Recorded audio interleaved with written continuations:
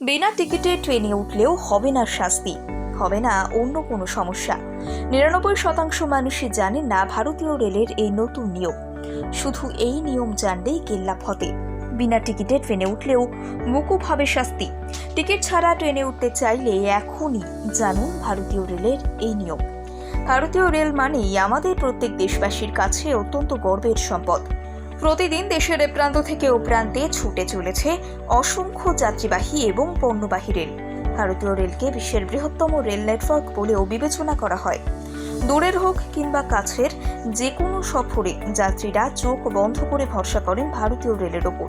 তাই ভারতীয় রেল আমাদের দেশের লাইফলাইন। সময়ের সাথে সাথে বেড়ে চলেছে ভারতীয় রেলের বিস্তৃতি এবং জনপ্রিয়তা। এখন দেশের প্রত্যন্ত এলাকাতেও চলছে রেল নেটওয়ার্ক বিস্তারের কাজ।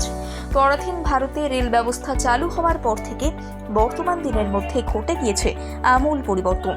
এখন ভারতীয় রেল যাত্রীদের সর্বশ্রেষ্ঠ পরিষেবা এবং নিরাপত্তা দিতে একগুচ্ছ নিয়ম এনেছে। বিশেষ করে যে কোনো প্রান্ত থেকে ট্রেনে সফর করতে গেলে বাধ্যতামূলক টিকিট। বিনা টিকিটে ট্রেনে সফর করা আইনত অপরাধ। এই কথা সকলেই জানেন, কিন্তু জানলে অবাক হবেন ভারতীয় রেলের এমন এক নিয়ম রয়েছে যার ফলে বিনা টিকিটে ট্রেনে সফর করেও হবে না কোনো শাস্তি। সম্প্রতি national crime investigation bureau social মিডিয়ায় ভারতীয় রেলের বেশ কিছু নিয়মের কথা জানিয়েছে। যাত্রীরা যদি ওই সব নিয়ম মেনে চলেন তাহলে তারা বিনা টিকিটে ট্রেনে উঠলেও কোনো শাস্তি পাবেন না। কি সেই নিয়ম? এক্ষেত্রে ট্রেনে চড়ার পরই টিটির কাছে পৌঁছে যেতে হবে যাত্রীকে। তারপর টিকিট না কাটার কারণ জানাতে হবে। তখন চলন্ত ট্রেনে ওই টিকিট দিয়ে যাত্রীকে সাহায্য করবে। তবে এই ক্ষেত্রে টিকিটের মূল্য ছাড়াও বাড়তি 250 টাকা দিতে হবে। অনেক সময় বাড়তি 250 টাকা নাও নেওয়া হতে পারে। ট্রেনে উঠে টিটির কাছে টিকিট করালে যাত্রীরা যে সব সময় সিট পাবেন তার কিন্তু কোনো নিশ্চয়তা নেই। টিটির কাছে একটি ডিভাইস থাকে যা প্যাসেঞ্জার রিজার্ভেশন সিস্টেমের সঙ্গে যুক্ত।